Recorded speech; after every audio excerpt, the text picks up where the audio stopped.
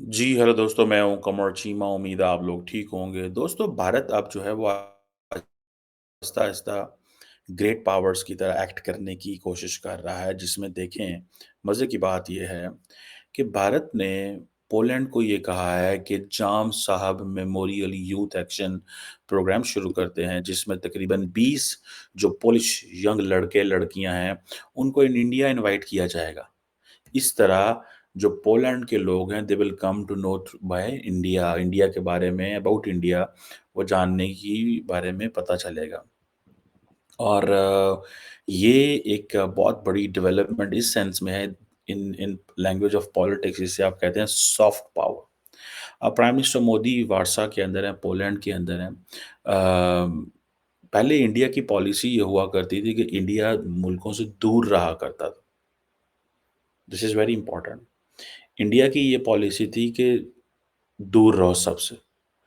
अब इंडिया की पॉलिसी ये है कि करीब रहो सबके, बट सबके करीब रहो। ये नहीं एक के ज़्यादा करीब, एक के कम करीब, दिस इज़ व्हाट दे से, ठीक है? लेकिन जो बात मानने वाली है, जब से प्राइम मिनिस्टर मोदी ने रशिया का दौरा किया, एक प्रेशर था इंडियन सरकार के ऊपर और मेरा ख़्याल है ये जो ट्रिप है, वो बेसिकली इस प्रेशर को रिलीज़ करने के लिए है। लेकिन उन्होंने यूक्रेन के साथ पोलैंड को भी ऐड किया। लेकिन ठीक है जी। वो जिसे कहते हैं ना एक नरेंद्र मोदी और डॉक्टर जयशंकर की जो केमिस्ट्री है, ये बड़ी इम्पोर्टेंट केमिस्ट्री है। सो वो कहते हैं जी हम तो दूसरे ममालिक की हेल्प करते हैं, हम तो बुद्धिस्ट जो ट्रेडिशन है उसको फ़ॉलो करते हैं। हम तो अमन की बात करते हैं, जंग की बात नहीं करते। और हम अमन के, पीस के एडवोकेट हैं और हमें चैलेंजेस को इकट्ठे लड़ना है और डिप्लोमेसी और डायलॉग को अहमियत देनी है। यानी इस तरह की बातें सारी वो हर जगह कह रहे हैं। डॉक्टर जयशंकर की जो मुलाकात हुई फॉरेन मिनिस्टर जो थे उसके पोलैंड के, that was also very interesting मुलाकात इन मेरी अंडरस्टैंडिंग में। सिकोर्स्की नाम है उनके फॉरेन मिनिस्टर का। उन्होंने कहा जी किस पे बात हुई? यूक्रेन कॉन्फ्लिक्ट के ऊपर, इंडो पैसिफिक के ऊपर और बायलैटरल कोऑपरेशन के ऊपर। इट मीन्स कि ये बेसिकली जो दौरा है, ये दौरा है ही यूक्रेन के ऊपर है। और यूक्रेन के बारे में जो इंडिया का एक इमेज बन गया था कि India supports Russia in every way, ठीक है। हालाँकि आपको याद होगा कि नरेंद्र मोदी ने आज से 2 साल पहले पुतिन को ये कहा था कि the era of war has gone, this is not an era of war, जिसको सारे यूरोपियन एंड अमेरिकन लीडर्स ने हर जगह पे सेलिब्रेट किया। देखो जी, भारत का वज़ीर-ए-आज़म कह रहा है कि this is not an era of war. देखो जी, ये हम अब भारत के जो दोस्त हैं वो उसको ये बता रहे हैं, सॉरी रशिया के दोस्त अब उसको ये बता रहे हैं।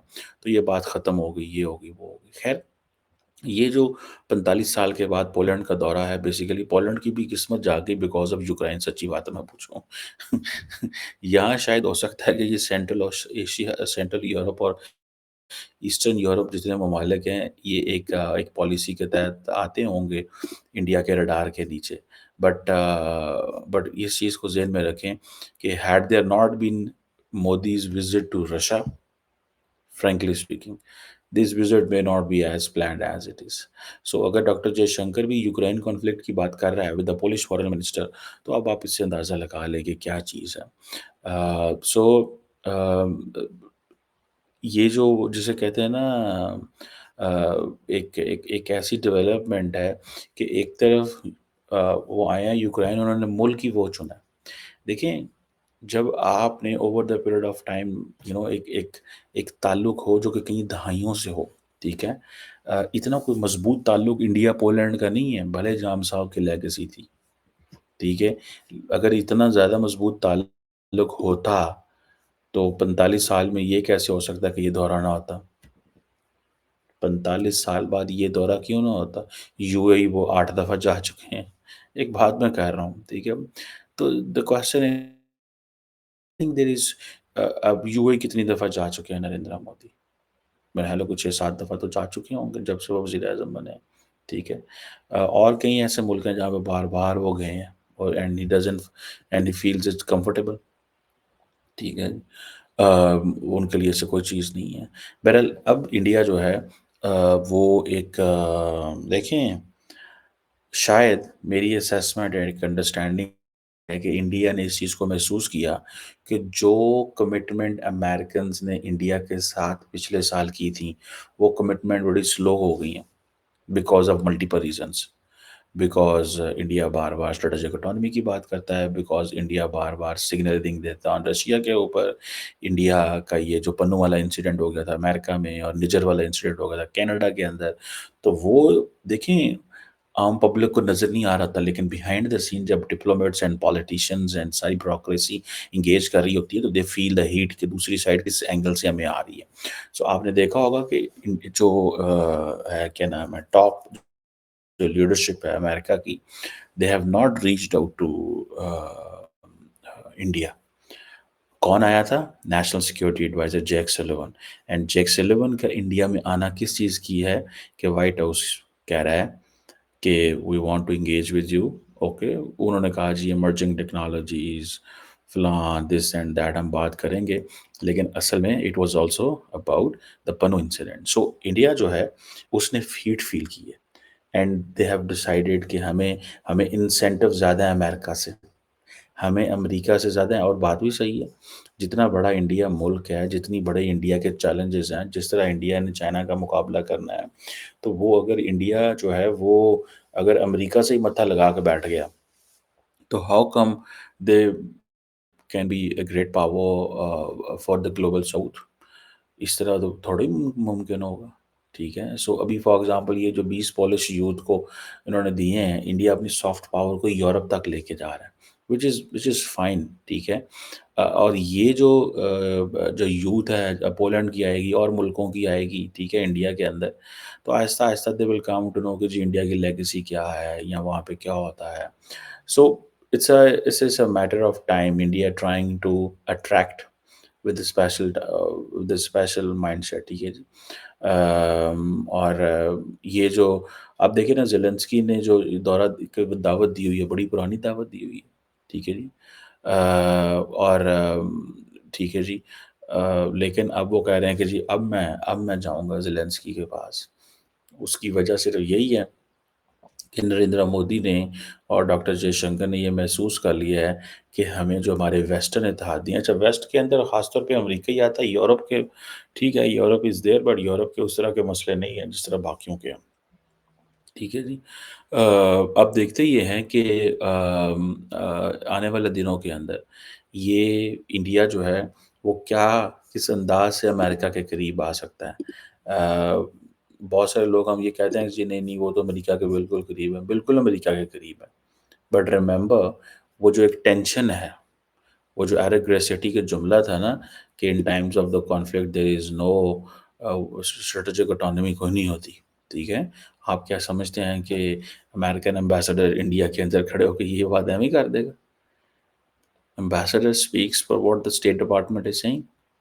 अभी तक स्टेट डिपार्टमेंट डायरेक्ट कोई बात इंडिया से नहीं कर रहा बिकॉज़ वो समझते हैं इंडिया के साथ हमारा ताल्लुक कितना इम्पोर्टेंट है। कभी वो अगर उनका मसला होता है तो वो अदालतों के ज़रिए इंडिया के ऊपर प्रेशर डालते हैं। अगर उनको कोई प्रॉब्लम है तो वो अमेरिका का जो एम्बेसडर है इंडिया के अंदर उसके ज़रिए मैसेजिंग करते हैं। But otherwise they are all fine. So I think India को इस चीज़ की समझ है कि हमारे हमारे लिए जो इम्पोर्टेंट चीज़ है वो टेक्नोलॉजी ट्रांसफ़र है। अगर अमेरिका ने वो टेक्नोलॉजी ट्रांसफ़र रोक दिया, ठीक है? तो India with the Russian technology, with the Russian जो है it can not compete the Chinese. और अगर आपको याद हो कि अमेरिकन्स ने ये कहा, उसने I think national security adviser Jack Sullivan ने ये कहा था। उसने कहा अगर इंडिया ये समझता है कि इंडिया थ्रू रशिया चाइना को मैनेज कर लेगा, तो ये इंडिया के लिए एक सही सोच नहीं है। दिस इज़ व्हाट उन्होंने ये कहा कि वो बेसिकली इंडिया जो है वो रशिया की मदद लेना चाहता है कि चाइना के साथ मसले सॉल्व हों। लेकिन वो कह रहा है कि दिस इज़ नॉट पॉसिबल, ये होगा नहीं। This is what the Americans are thinking. और आपको पता है at times when they have to create a crisis, they do create a crisis. वो क्रिएट करने में कोई किसी किस्म की मत प्रॉब्लम वो दे डोंट उनको कोई किसी किस्म का मसला नहीं है। अ, बहरहाल ये एक चीज़ है। देखते हैं कि ये किस तरह इंडिया इस सारी सारी की सारी चीज़ को मैनेज करता है। बट याद रखें कि ये सारा का सारा जो है, ये ज़ेलेंस्की जो है, ये बेसिकली ये ही is a darling of the west at the moment, not of the west of the Americans. Europe के अंदर तो उसके बारे में बड़ी वो है, they don't like it him because उसने सारे का सारा माहौल बदल दिया। ठीक है जी। सो मुझे ऐसा लगता है कि इंडिया यूरोप के करीब हो रहा है, जो ईस्टर्न एंड सेंट्रल यूरोपियन ममालिक हैं, उनके करीब हो रहा है through soft power, economy, people to people contact, और उनको ये पैगाम दे रहा है कि जी हम डेमोक्रेसी हैं, ठीक है जी, हम डेमोक्रेसी हैं, ठीक है जी, हम प्लुरलिज्म पे यकीन रखते हैं। This is what Narendra Modi साहब इस चीज़ को वो कर रहे हैं, ठीक है जी। और पहले हम तमाम मुल्कों से इक्वल डिस्टेंस पे रहते थे, अब हम तमाम मुल्कों के इक्वल करीब आ रहे हैं। अच्छा, वैसे ये जो बात है ना, ये जो कि हम तमाम मुल्कों के करीब दूर थे, अब तमाम मुल्कों के उतने करीब हैं। हम किसी एक के ज़्यादा करीब नहीं और एक के से दूर नहीं है। दुनिया इस चीज़ को नहीं मानती। मैं डॉक्टर जयशंकर को सुने तो डॉक्टर जयशंकर कहता है कि ये जो टर्म है ना अलायंस, ये वेस्टर्न टर्म है। हम किसी के साथ अलायंस का हिस्सा नहीं है। We are not a part of alliance. हम ये अलायंस वगैरह की बातें नहीं करते। ठीक है? ये बेसिकली ये वो कहते हैं। ठीक है? सो हमें इस एंगल से ना देखा जाए। ये जो अलायंस वाली बातें हैं ना, हमें इस एंगल से ना देखा जाए। So this is what he is saying. So ये किस हद तक उनको अट्रैक्ट करेगा, क्या करेगा, क्या नहीं करेगा, ये एक एक चीज़ है। मुझे जो मुझे मुझे ये चीज़ नज़र आती है कि किस हद तक इंडिया इस चीज़ को लेके चल सकता है। जिस तरह देखें यूरोप और अमेरिका को देखें, दे आर ओपनली एक-दूसरे के हक में, खुल के बोलते हैं। अमेरिका सही करे, गलत करे, बर्ता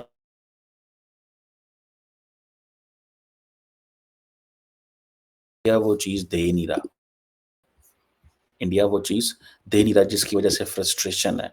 इसीलिए तो इंडिया वो कहते हैं कि हम जो है इंडिया के साथ जो है वो हम इन्वेस्ट कर रहे हैं इन इन पेशेंस। हम इंडिया में पेशेंस पे इन्वेस्ट कर रहे हैं, हमें तो सब्र देखना पड़ रहा है, ठीक है? सो ये चीज़ें हैं, it's not an easy thing, ये आप याद रखिएगा, इसको कोई इतना आसान काम नहीं है। कि आप ये कह दें कि नरेंद्र मोदी जो है, वो हर चीज़ कर रहा है, हर चीज़ के साथ वो एंगेज हो रहा है और लेकिन हमारी बात नहीं सुनता। वो हमसे फ़ायदे सारे लेना चाहता है लेकिन हमारी बात नहीं सुनता। ये चीज़ें जो हैं ये ऑब्वियसली बड़ी तकलीफ़ देती हैं वेस्टर्न ममालिक को बिकॉज़ उनको आदत नहीं है ना। सच्ची बात तो ये है कि वेस्टर्न ममालिक को या डेवलपिंग कंट्रीज़ को ये आदत ही नहीं है। उनको आदत ये है कि जितने भी डेवलपिंग कंट्रीज़ हैं वो वैसे बिहेव करें जैसे हम कहते हैं। इंडिया थोड़ा डिफरेंट बिहेव करता है। जिसकी वजह से उनको थोड़ा-सा मुश्किल पेश आती है, ठीक है जी।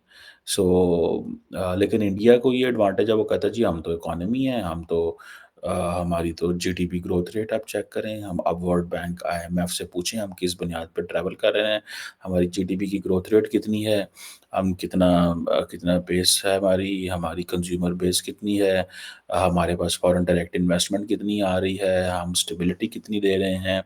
और हमारे पास तो जिसने आना है उसने आना है, फॉक्सकॉन को भी फ़ायदा मिलेगा, टेस्ला अगर नहीं आएगा तो वो नुकसान में जाएगा। मतलब they are doing so much, they are talking so much and in many ways India कहता है जी कि we didn't bow in front of the Tesla कि टेस्ला आएगा तो ठीक है, टेस्ला हमसे फ़ेवर्स माँग रहा था डेवलपिंग कंट्री करके। तो वो कहते हैं हम ऐसे नहीं करेंगे। दिस इज़ व्हाट दे से and this is what they do. बहरहाल ये एक जिसे कहेंगे कि एक अनोखी चीज़ें हो रही हैं। इंडिया अपने आप को एक बड़ी जिसे कहते हैं ना एक ऐसी पोज़ीशन में डाला हुआ है उसने कि उसके लिए भी मुश्किल है अपने मॉडल ऑफ़ पॉलिटिक्स को दुनिया के सामने इंट्रोड्यूस कराना और दुनिया के लिए भी मुश्किल हो रहा है कि इंडियन मॉडल ऑफ़ पॉलिटिक्स को समझना, बिकॉज़ इट टेक्स टाइम। ठीक है जी। अब इंडिया जैसे फॉर एग्ज़ाम्पल वो कहता है जी कि हम थ्रू ट्रांसफ़ॉर्मेशन गुज़र रहे हैं। इंडिया जो है वो थर्ड अब ये इंडिया पोलैंड को जब ये बताता है कि हम 5th लार्जेस्ट इकोनॉमी हैं और हम 3rd लार्जेस्ट इकोनॉमी अगले 3 साल में बनने जा रहे हैं, 2 साल में, 4 साल में बनने जा रहे हैं और फलाँ ग्रुप ने ये कहा है, हम डेवलप्ड नेशन विकसित भारत बनने जा रहे हैं बाय 2047। ठीक है जी? और पोलैंड को वो कह रहा है कि हमारे साथ ताउन करो तो तुम भी तरक्की करोगे। अब पोलैंड जैसा मुल्क दरमियाना सा मुल्क है, ना कोई बहुत बड़ी इकॉनमी है, ठीक है जी? सेंट्रल यूरोप का एक ठीक है, एक इम्पोर्टेंट कंट्री है, लेकिन बड़ा मुल्क है। लेकिन अदर दैन दैट ये चीज़ें तो नहीं है ना कि जी इन मुल्कों को समझाना कि इंडिया की इन आइडियाज़ पे बिलीव करता है, इट्स नॉट अब पोलैंड की यूरोपियन यूनियन के अंदर कोई बहुत बड़ी लंबी-चौड़ी पावर नहीं है ये, ठीक है? ना ही बस ठीक है, दे आर पार्ट ऑफ एक वेस्टर्न अलायंस का हिस्सा हैं और दे नो कि हाँ, हमारे पास और कोई चॉइस नहीं है। ठीक है जी, हमारे पास और कोई जो है वो चॉइस नहीं है। बहरहाल इंडिया ने अपना वो जो पत्ता खेलना था पोलैंड में खेला है, बड़ा ज़बरदस्त पत्ता खेला है। द पत्ता ऑफ सॉफ्ट पावर, द पत्ता ऑफ हिस्ट्री, द पत्ता ऑफ वर्ल्ड वॉर 2 ठीक है जी। वर्ल्ड वॉर 2 का खेला, अपनी इंडिया की जेनरॉसिटी का पता खेला, इंडिया के कल्चर को, सॉफ्ट पावर का प्रोजेक्ट किया और उसी लेगेसी के तहत वो जो गुड महाराजा स्क्वेयर है वहाँ पे, ठीक है? उसको वो कर रहे हैं, उसको किया जाम साहब का जो उन्होंने अभी जो प्रोग्राम इंट्रोड्यूस कराया है। सो इंडिया ने अपना पत्ता खेलना था, पत्ता खेल के वहाँ से निकल गया। असल उनका जो है वो अ, वो क्या नाम है उधर यूक्रेन में है। यूक्रेन में देखते हैं कि अ, इंडिया वहाँ पे क्या क्या बोलता है यूक्रेन के अंदर, ये चीज़ इम्पोर्टेंट होगी। अगर इंडिया ने क्या मैसेजिंग करता है रशिया को, ये चीज़ इम्पोर्टेंट हो। इसको देखने वाली ज़रूरत है। जो इंडिया की मैसेजिंग रशिया को होगी, वो देखने वाली चीज़ है। मैं उसमें इंटरेस्टेड हूँ कि इंडिया की मैसेजिंग देखते हैं कि इंडिया किस अंदाज़ रशिया के बारे में बोलता है। पोलैंड तो वो जिसे कहते हैं ना, पोलैंड बहाना है, यूक्रेन निशाना है, ठीक है ना जी? पोलैंड बहाना है, यूक्रेन निशाना है इंडिया का कि इंडिया वहाँ पे जाके क्या करता है। वहाँ पे डॉक्टर जयशंकर की जो वर्डिंग है डिप्लोमेसी की, वो सामने आएगी कि वो किस अंदाज़ से वहाँ पे वो करते हैं क्योंकि वो रशिया का द बेस्ट फ्रेंड जो इंडिया का है, जिसकी जिसकी वजह से इंडिया अमेरिका के साथ भी पंगा ले रहा है और वो कर रहा है, वो रशिया है, ठीक है? सो और इंडिया का बेस्ट फ्रेंड यूक्रेन को कोट रहा है फुल टाइम पिछले 1 साल से 2 ढाई साल से अब तो मेरा ख़्याल है। तो मुझे याद है फरवरी 2022 से, ठीक है? तो देखते हैं कि वहाँ पे जाके इंडिया की क्या डिप्लोमैटिक लैंग्वेज सामने आती है। It's just a matter of time. Let's keep watching that.